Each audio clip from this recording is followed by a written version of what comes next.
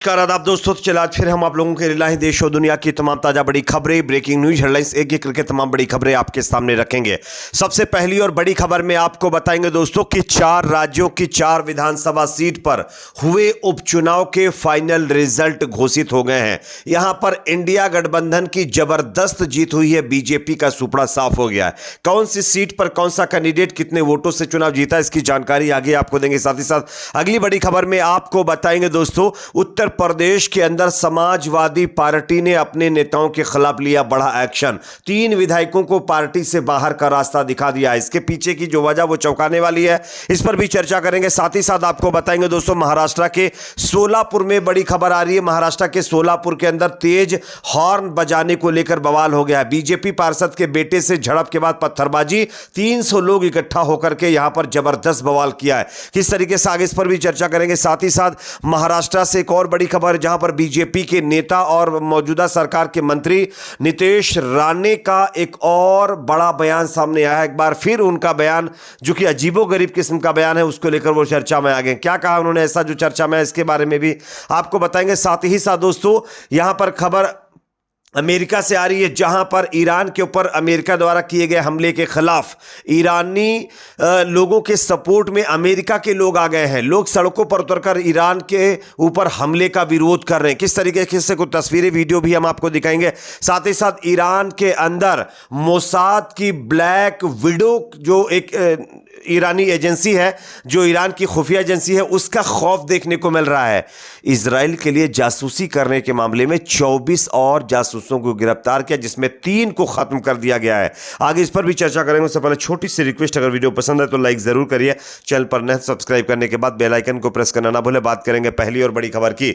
आज आप सब जानते हैं दोस्तों कि देश के 4 ऐसे राज्य हैं जिसमें गुजरात, पंजाब, बंगाल, केरल, जहां की 4 विधानसभा सीटों पर हुए उपचुनाव के रिजल्ट घोषित किए गए हैं। अगर हम रिजल्ट की बात करें तो यहां पर दोस्तों इंडिया गठबंधन की जबरदस्त तरीके से जीत देखने को मिली है। गुजरात की कड़ी सीट पर जो है, हालांकि बीजेपी कैंडिडेट चुनाव जीत पाए है। उसके बाद गुजरात की विसावदर सीट पर गोपाल इटालिया, जो आम आदमी पार्टी के कैंडिडेट है, वो चुनाव जीते हैं। जबकि लुधियाना वेस्ट, जो पंजाब की सीट है, यहां पर संजीव अरोड़ा आम आदमी पार्टी के कैंडिडेट चुनाव जीते हैं। उसके बाद कालीगंज पश्चिम बंगाल की यह सीट है, यहां पर टीएमसी की कैंडिडेट अलीफा अहमद चुनाव जीती हैं। जबकि नीलांबुर केरल की यह सीट है, यहां पर आर्यदान शौकत चुनाव जीते हैं, जो कि कांग्रेस पार्टी के उम्मीदवार थे। गुजरात की कड़ी सीट पर बीजेपी के राजेंद्र चावड़ा ने 39,452 वोट से जीत दर्ज की है। उन्हें 99,742 वोट मिले। दूसरे नंबर पर कांग्रेस के रमेश चावड़ा को 60,290 वोट मिले। गुजरात की जो है विसावदर सीट पर आम आदमी पार्टी के गोपाल इटालिया ने जीत दर्ज की। बीजेपी का कैंडिडेट यहां पर चुनाव हार गया। आम आदमी पार्टी को कुल 75,942 वोट मिले और बीजेपी के कैंडिडेट को मात्र 17,554 मतलब जो है वोटों से यहां पर आम आदमी पार्टी के कैंडिडेट ने हरा। इसी तरीके से केरल के अंदर नीलांबुर सीट पर कांग्रेस के नेता आर्यदान शौकत 11,077 वोट के अंदर से चुनाव जीते हैं। उनको 77,737 वोट मिले। जबकि सीपीएम के नेता एम शिवराज को 66,660 वोट पड़े। पश्चिम बंगाल की कालीगंज सीट से तृणमूल कांग्रेस के अलीफा अहमद 50,000 से ज्यादा वोटों से चुनाव जीती। बीजेपी के आशीष घोष और कांग्रेस के काबिल उद्दीन शेख को यह चुनाव हारना पड़ा है। तो आप देख सकते हैं जो 4 सीटों पर मतलब जो है चुनाव हुआ था, इसमें से लगभग सभी की सभी सीटों पर इंडिया गठबंधन कैंडिडेट जीते हैं। एक सीट पर जो है गुजरात के अंदर बीजेपी का कैंडिडेट जीत पाया है। तो 5 सीटों में 4-1 का यह मुकाबला देखने को मिला है। साथ ही साथ अगली खबर की बात करेंगे दोस्तों, जो कि सामने आ रही उत्तर प्रदेश से, जहां पर समाजवादी पार्टी ने अपने नेताओं के खिलाफ कड़ा एक्शन लिया है। समाजवादी पार्टी ने पार्टी विरोधी गतिविधियों का हवाला देते हुए 3 विधायकों को पार्टी से बाहर का रास्ता दिखा दिया है। निकाले गए विधायकों में गोसाईगंज से विधायक अभय सिंह, गौरीगंज से विधायक राकेश प्रताप सिंह और ऊंचाहार से विधायक मनोज कुमार पांडे शामिल हैं।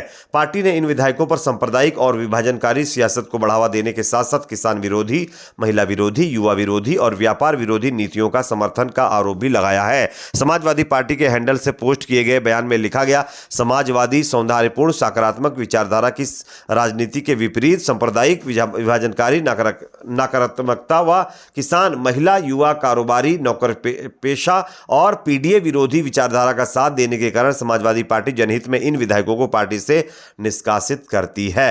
तो ये कहीं ना कहीं समाजवादी पार्टी का बहुत बड़ा एक्शन अपने नेताओं के खिलाफ लिया गया है, जिसमें से 3 विधायकों को पार्टी से बाहर का रास्ता दिखा दिया गया है। एक और बड़ी खबर की बात करेंगे जो कि सामने दोस्तों आ रही है महाराष्ट्र के शोलापुर से, जहां पर एक बार फिर तेज हॉर्न बजाने को लेकर जबरदस्त बवाल हो गया है। महाराष्ट्र में शोलापुर के घोंगड़े बस्ती इलाके में 2 गुटों में हिंसक झड़प हो गई, जिसमें 7 लोगों के घायल होने की सूचना है। यह झड़प एक मामूली से विवाद के बाद हुई। कार के तेज हॉर्न का विरोध करने पर 2 लोग आपस में भिड़े और इसके बाद उनके साथी भी इसमें शामिल हो गए।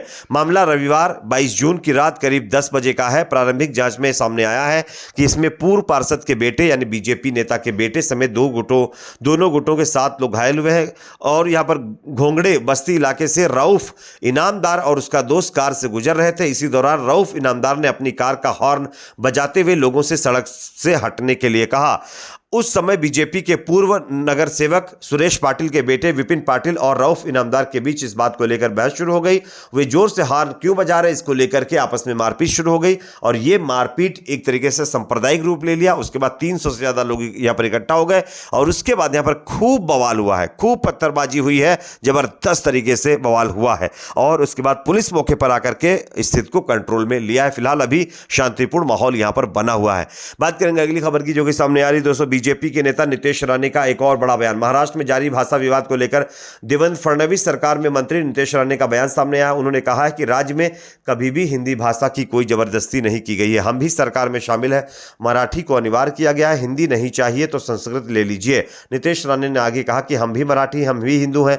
हिंदू समाज को तोड़ने के लिए ये सब आयोजन क्यों किए जा रहे हैं? हिंदू राष्ट्र को इस्लामी राष्ट्र में बदलने की जो योजनाएं बनाई गई हैं उनके जाल में ना फंसे।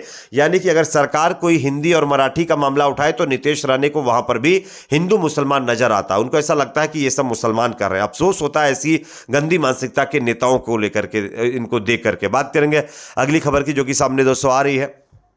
ईरान के ऊपर अमेरिका के द्वारा किए गए हमलों का विरोध अमेरिका में जबरदस्त तरीके से हो रहा है।